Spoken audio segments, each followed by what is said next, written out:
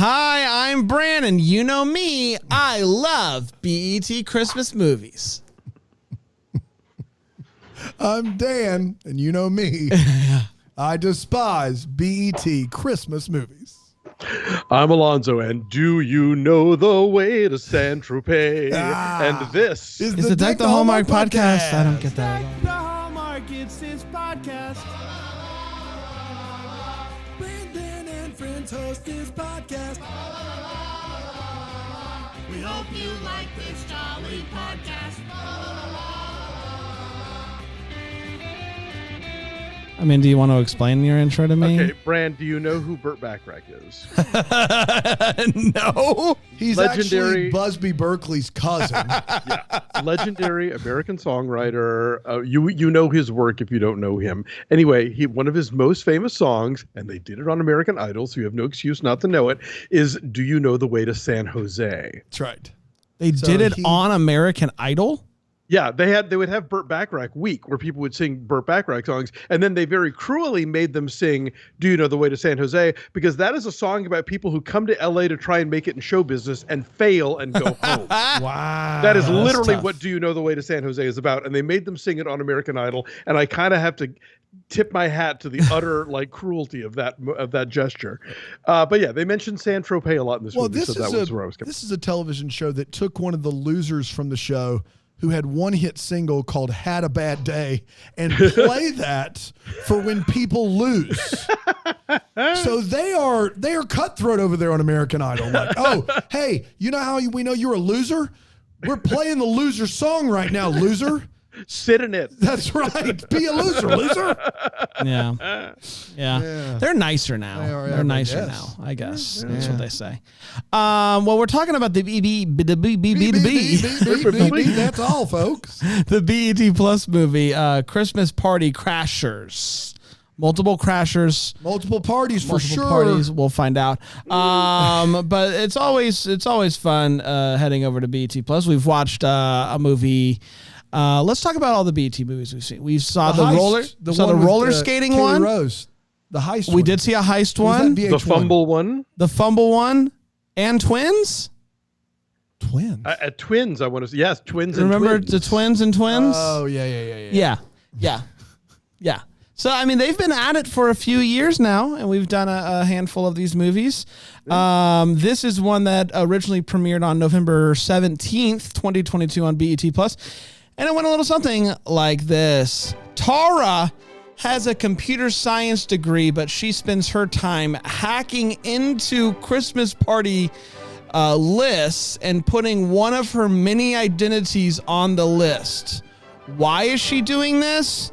She has a dating app that she wants to pitch to the person throwing the party. So she gets to the party, but there's the old retinal scanner. And so Classic party situation. It's a classic party where you got to scan stuff. So she is like, what am I going to do? Bumps into another person who is also trying to sneak into the party. His name is Trey. And he wants to pitch something as well. So they sneak in together. Couple of Christmas party crashers. Oh, They're the I see. ones. Oh. So Party crashers, and old mother died. Sorry. So she finds out that Mr. Everest, that's his party, by the way, and finds Because him, he's there. tries to show him the app, but it's not opening up on her phone, so he walks away. But then she notices a giant star is going to fall on him from above. Not a literal star, a Christmas star decoration, but nevertheless, she pushes him out of the way, and he thanks her for saving his life. She starts talking to his wife because she assumes that her husband is up to no good again, if you get what I'm saying. And she's like, no, it's not like that. I was invited here. I'm supposed to be here. And so they start talking, and she kind of fumbles her way into planning the Christmas Eve brunch and decorating the house for $25,000. And it all works out for Trey, too, because he gets to design the dress for Mr. Everett's daughter, London Bridge. So London is already going hard here because London is trying to make her ex-boyfriend jealous by going and flirting and taking pictures with Trey. Trey doesn't know that. Trey's just kind of like, I guess this is a good time, huh? So they come in and she starts to decorate the house, and they are all blown away at the Christmas decorations that Tara is putting up. Also trying to get Mr. and Mrs. Everest to fall in love with each other again. Unfortunately, Tara is falling for Trey, but she assumes that London is into Trey, so why wouldn't Trey be into London? It's a natural way of life. But she keeps planning, she keeps decorating, and she's just blowing everybody away by everything that she's doing. It's getting closer to the Christmas Eve brunch, and she's getting a little bit nervous. Now that she's making the food, there's a lot going on there. So she invites her aunt and her mom to come and help with the party. Now, you need to know that Tara's mom wasn't around, and now they... is it like pretty dramatic? It's very dramatic. It's very dramatic. But they're good now. They're starting over. It's starting over. We're all good. So she comes to help, basically, and they start doing the brunch, and everybody's having fun. And Mr. Everest brings Tara up to do a full app demonstration for the 20 guests of the Christmas Eve brunch. Those are their numbers, not mine. I'm not doing a guest situation here. It is 20 people. And basically the app, you put in all of your information, and then it scours the entire internet to find you the perfect person. That's what the Patriot Act was written for.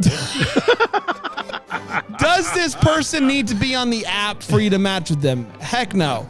It can be anybody. And so... Does this person need to be single? No. Apparently not. Does the person need to give you permission to look at any of their stuff? No. No. To prove that this app works, she puts in Mr. Everest's information as much as she can. And wouldn't you know it, his perfect match is his wife. What? This app's insane. What more do you need, man? And so everyone's blown away.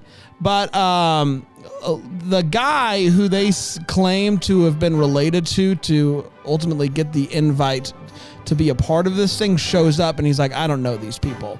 And so it comes out that they're liars, and they're all very upset, and they're like, you get out of here. But London is basically like, hey, whatever, Trey, I don't care that you lied, because I've also just been using you. You use me, I use you. That's just a circle of life. That's how it goes. And she then Merry convinces Christmas. her entire family to just forgive Tara. And then Tara and Trey finally tell each other how they feel about each other. And they kiss. And we don't know if they are compatible. We don't see the app results. And that, my friends, was Christmas Party Crashers. We did it. We did do it. We're going to take a quick break, and we will come back and break this movie down here on Deck the the Hallmark.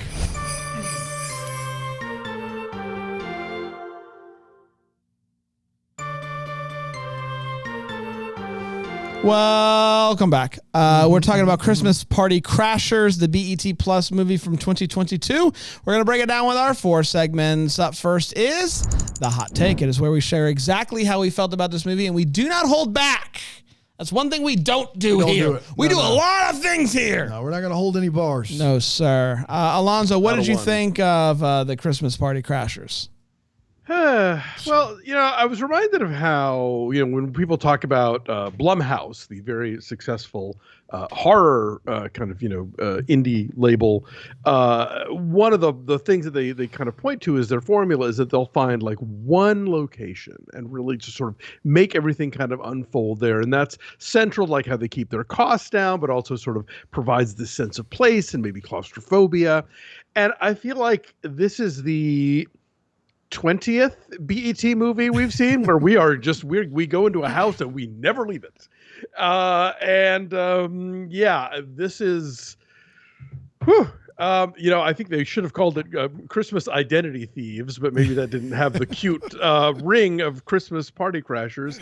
Yeah, this is kind of a lot of nothing. It's a party planning movie, and I know how much y'all love those. Oh yeah. And yeah, beyond that, it just feels like the usual thing that we get here. It's real Mar Vista. It's real discount wealth with these rich people, and I will forget this one very quickly.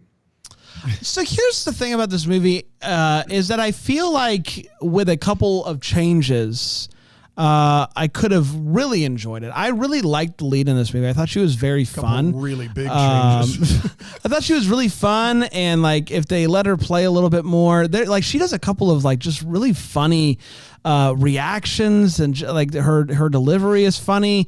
But then relatively early on, they introduced this tension with her mom that just came out of nowhere, and just I was kind of okay with it through the initial party crash. And then after that, we go straight to this tension with mom, and it kind of just stopped. It made the movie come to a halt, and it was like, okay, we're doing this thing, I guess. And then the rest of the movie is tough because I don't feel like we see her and Trey together enough to really be rooting them on, even though you know that you're supposed to be rooting them on. The relationship between Mr. and Mrs. Everest is just weird. It's a weird bit throughout this movie where it's like 1 minute he's like, I'm putting my phone away, I'm now focusing on you, and then she's like, mistletoe, and he's like, get out of here with that mistletoe, we're old, we don't do that. And it's just like, what are we doing here? So unfortunately it's not that good.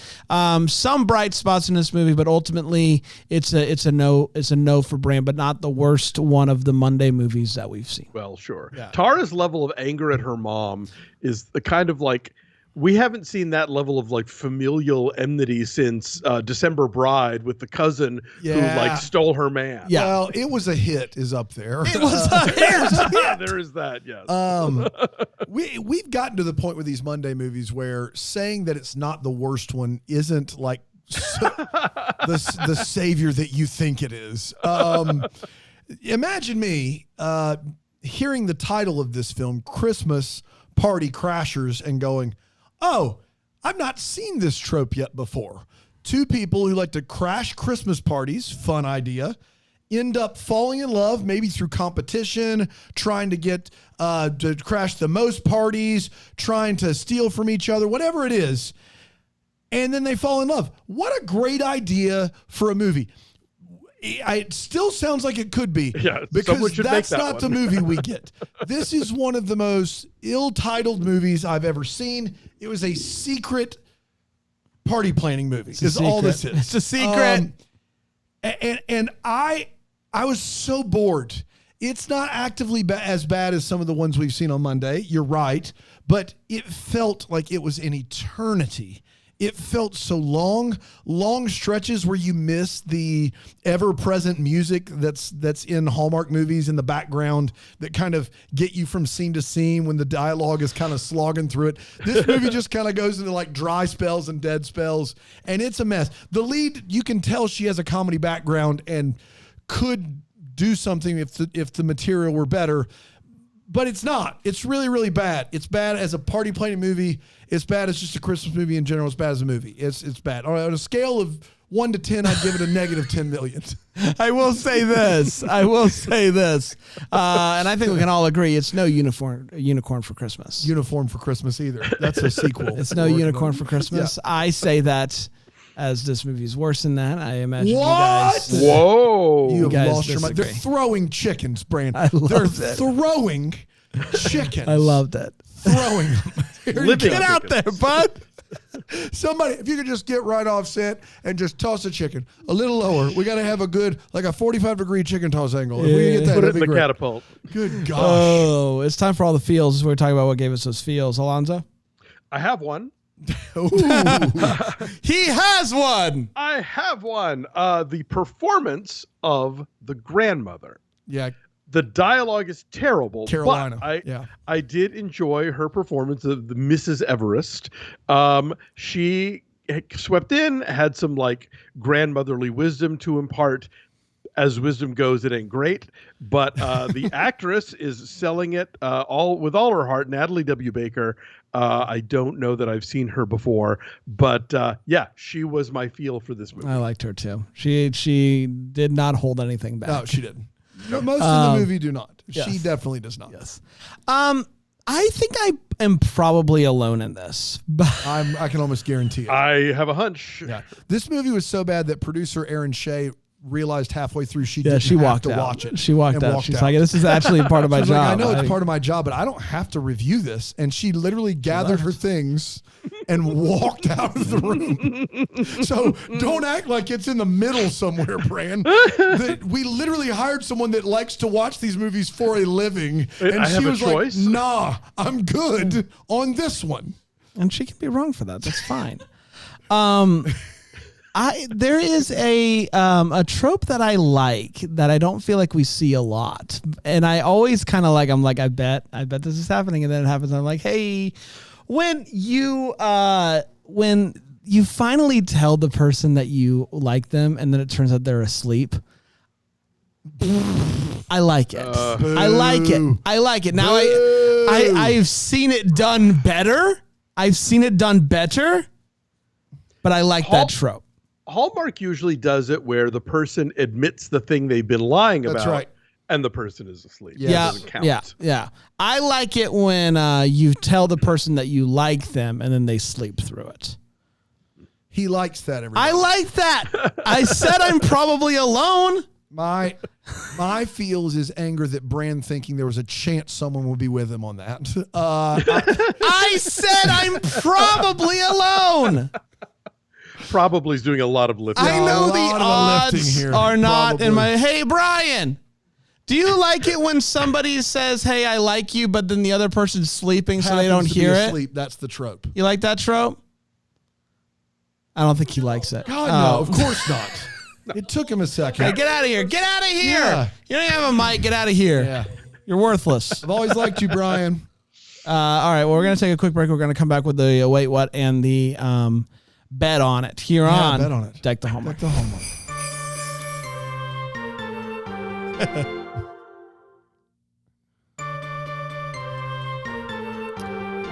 Apparently, Emily Boyd also thinks it is such a bad trope. Emily Boyd and everyone else in the world. Trinidad thinks it's a bad trope. Yeah. I said probably. Yeah. And yeah. Okay, fine, definitely. I'm definitely the only one That's right. that likes this trope. right. It's time for the Wait What. Is where we talk about what in this movie. Let's go Wait What. Alonso. Okay, so at the beginning of the movie, Tara is going through her list of possible aliases to use to hack her way into this online list of for the Christmas party, and the name that she lands on is Tina Tarniquet. TARNIQUET. Because that's not an alias. That's a real person's name. I'm Tina Tarniquet. Nice to meet you. It sounds like tourniquet, but it's not. It's Tarniquet. Yeah, because then it would be close to Tina Turner. Tina Tourniquet, and then back it off one click. I think Tina Tourniquet is a character in like a safety video that they show you when you're a Boy Scout. But like Tina Tourniquet How is does a that is bill her become a law? I'm Tina Tourniquet, and I'm here to tell you. The retinal scanners. Like, Come I'm sorry. on. Are you in the clear line at the airport? Who the hell is and the idea of a retinal scanner implies that they have access to your actual retinas. That's right. So that every person who has RSVP'd for this Christmas party has also submitted their retinas so they can be checked at the door. Top 10 signs it's a party you don't want to go to. Number 1 is retinal scanners. Yeah, this isn't like the John Wick party where like the world's arm dealers are gathered. No, they're all. Someone's dying though. They're there to have party. a good time as long as they know who you are based upon a scan of your eyes that matches data they already There's have. a 100% chance that if you get your eyes scanned upon entering, someone's dying. Yeah. Like there's just that's just the way that it goes. Because there's a vault in there. There's a vault in there. It's the there's only a secret logical room. explanation. There's a vault. Ah, sheesh. Turn around, go home. I owe an apology to the director of Meeting Mr. Christmas because I said that he told Jamie M. Calica to just squint and smile the whole time, and that would be great. That is a thing that Jamie M. Calica does in these movies. I'm now realizing because he does it a lot here too. So this is, I guess, part of his bag of actor tricks, and I would like him to do it less because I think he's good, but that bit gets old fast. That air hockey table is not plugged in. It isn't. There's no air in No, it, it's Alonso. not. There's Not no making air in a it. not making a sound, and when the two women play, they literally just like pass the puck back and forth and like stop it. Stop it. Yes. And that's it. And I'm like, if the thing were on, they could actually play a game of air hockey, Yeah. but because it isn't, that's all they can do. You talked about the fake wealth in these movies. Like, discount well. you know, my mom was a teacher, my dad was a pastor, and we had a bonus room with a broken air hockey table. Like, we had one, somebody gave us, it didn't work. Like, that was my house. That was not someone that's got any money at all. Get ready for the Saint-Tropez people and their broken air hockey game room, y'all. We're going to see how the other half lives. Oh, man. That not only that her pitch is terrible and proves nothing because you could just like created that whole thing from whole cloth, but then she has to pitch the whole party. That was oof. And then the last one, this is a minor thing, and I know there are some designers out there who do it in real life, and they must be stopped. If at the end of the movie where Tara is back in her room packing up to go and has the confrontation with somebody, all of the books have been turned around, page side out on the shelves to avoid having to like get clearances, I guess, for the cover art or whatever. And it's like, oh, let's never do that, please. That's how you find a book when you need one. There is you go in, like, let me just. It's a random book selection. I know it by height and width. I don't need the actual title. That's all I got. Yeah, you can't judge a book by its cover, but you can by its paper. That's too much paper. All right. This initial crack, like what she is doing here at the beginning of this movie is, they don't want you to think too much about it, but she has found the guest list for this party. That's right. That needs a retinal scanner. She's hacked it, and is going to add her name to it. Tina Tourniquet. Yes. She decides the best course of action to do this is with a fake name, like a fake ID. Why not just use your? Why ID? not use your name? Why not? Yes. I think it was going to come in handy at some They're point. going to notice that it's a name they didn't invite. Right. Regardless of if it's Tina Tourniquet or if it's you. It's not like and eventually your idea is to pitch your product. That's right. So it's like you want to do it under your own name, I would And think. then for some reason, after she does this, best I can figure, she prints it out and puts it on a murder board. Did anyone see this? Yeah. She has the guest list. Yeah. She puts a little pin in it and puts it on her murder board. She's not. No. What is it? What are we doing there? It's like, and this is a callback to Friday's episode, but it's like when Ludacris does something with tech in Fast and the Furious. It's always like, he didn't actually do anything, but he told you he did something, and that's all that you need to know about. Yeah. So she comes in and she starts decorating this house, and one of the first things she does is she puts garland on the banister. Yeah. Now, to normal people who have lived for a while, that is not something to be blown away by. But for these people With broken air hockey table in bonus broken air hockey table, but seemingly an immeasurable amount of wealth at their disposal, are blown away by the garland on the banister. Oh, man. They see the garland on the banister unlit, and they're just like, this is One it. person actually says, now this is Christmas. But then she turns on the lights, and they're just like, what? It is like nothing they've ever seen before. How bad were their Christmas decorations in the past? If that's the thing that's like, how have we never thought about this? Dude, she's going to go upstairs and plug in that air hockey table, and they're going to be like, Here's the thing. this game is alive. Literally, if there's one thing I know about rich people, it's that they put garland on their banisters. Yeah. It's the one thing they all have in common. They have banisters. That's right, yeah. Wait till I tell you about candy canes, you guys. Oh my gosh, they're going to go nuts.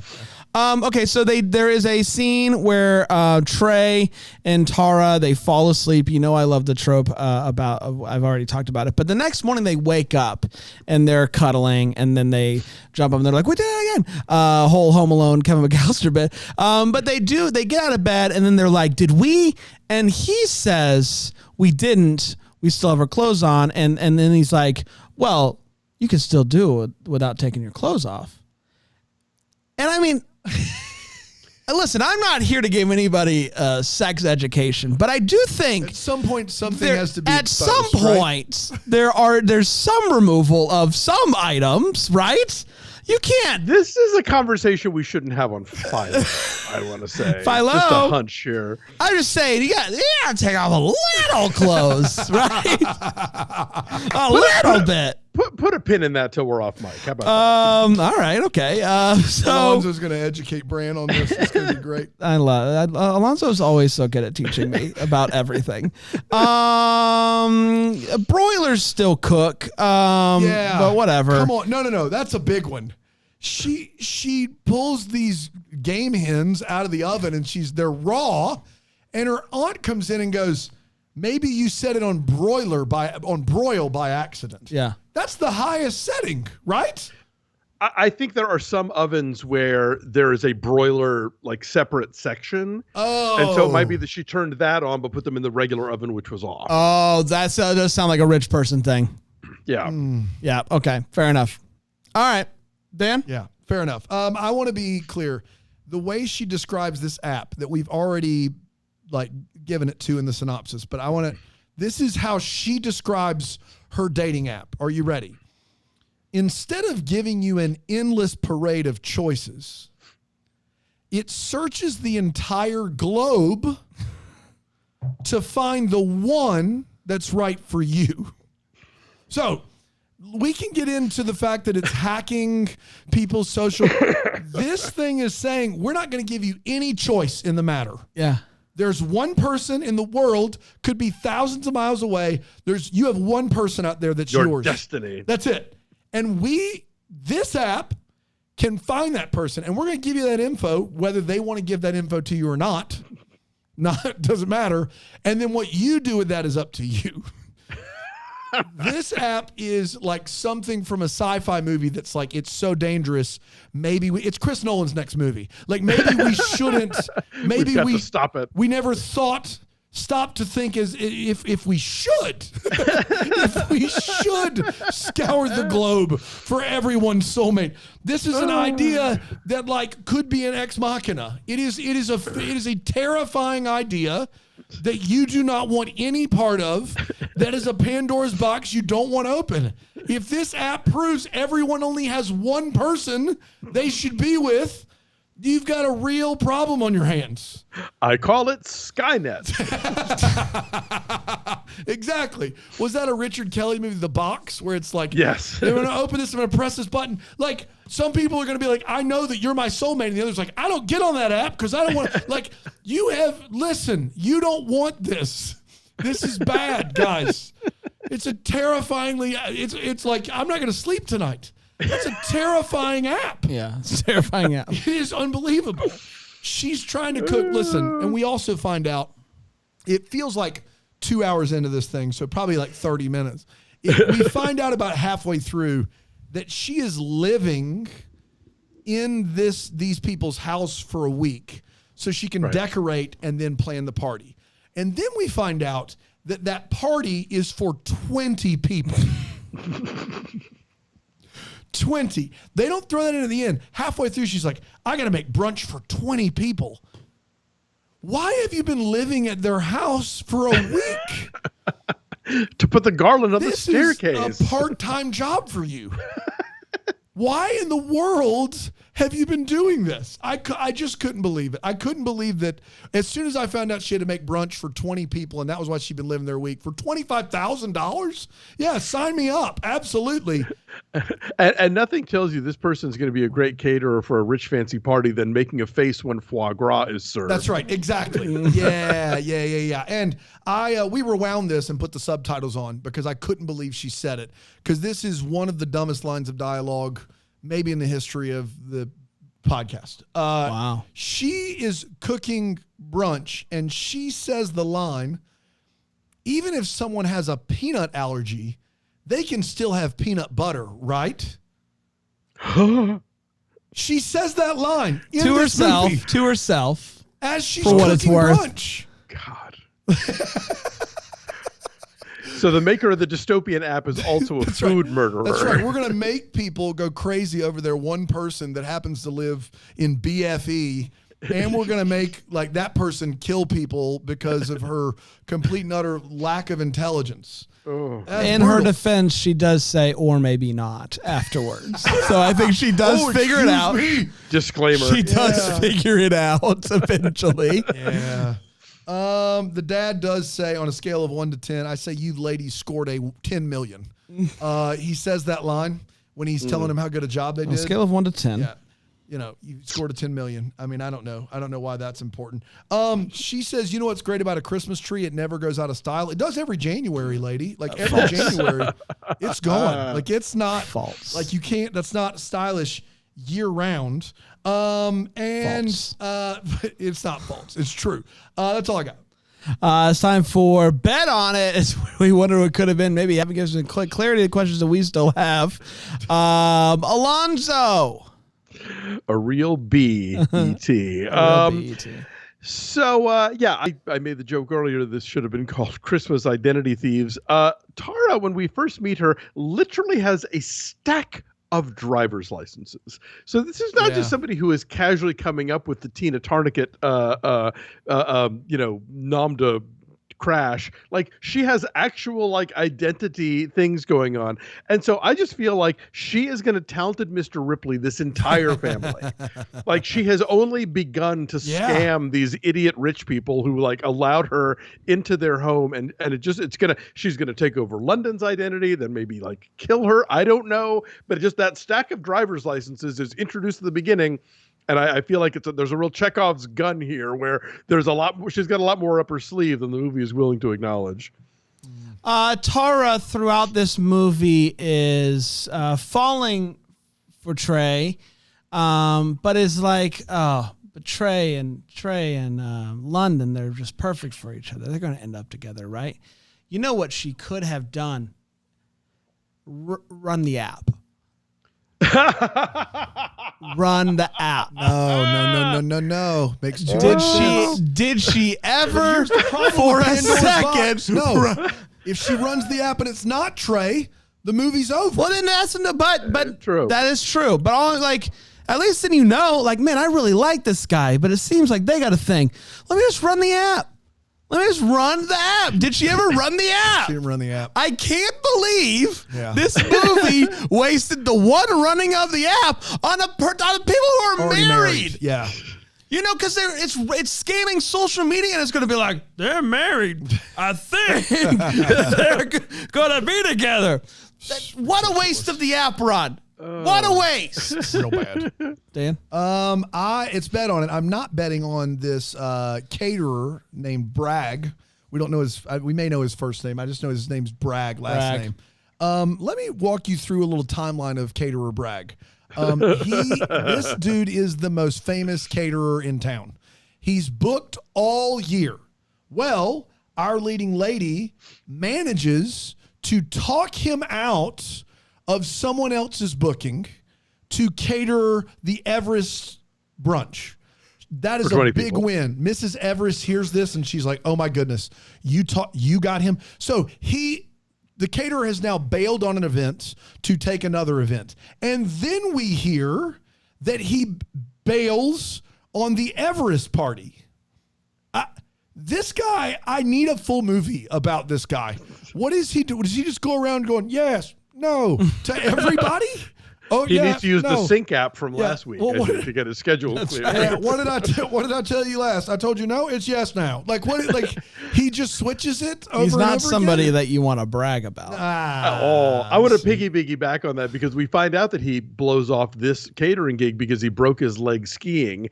And again, this takes us back to like that Carlos Penavega New Year's movie. I'm sorry, don't you have a staff caterer? Why does your broken leg impede you from anything? No way. No, it's ridiculous. We did it, everybody. Yeah, we did. Congratulations. Next week, we're heading over. I believe, Alonso, you've seen this movie, A Christmas Open House from HGTV, I believe. Oh, boy, howdy I have. All right. Well, we're going to get to it next week. I believe it's on the Discovery Plus or Max or whatever that is now. That's where you should be able to find it, even if you can't search for it. Like the last one of these we did. It's around there somewhere. Just try. It's on Max, we promise. Just try. Depending on where you look and how you find it. We'll be back next time with another one. Until then, maybe the first to wish you a Merry Christmas. Deck the Hallmark's a Bramble Jam podcast is produced by Aaron Shea. What? For more information on Deck the Hallmark, you can go to deckthehallmark.com. For more information on the Deck the Hallmark family, you can go to bramblejamplus.com. Deck the Hallmark is presented by Philo TV. For a free trial of Philo, go to philo.tv/DTH.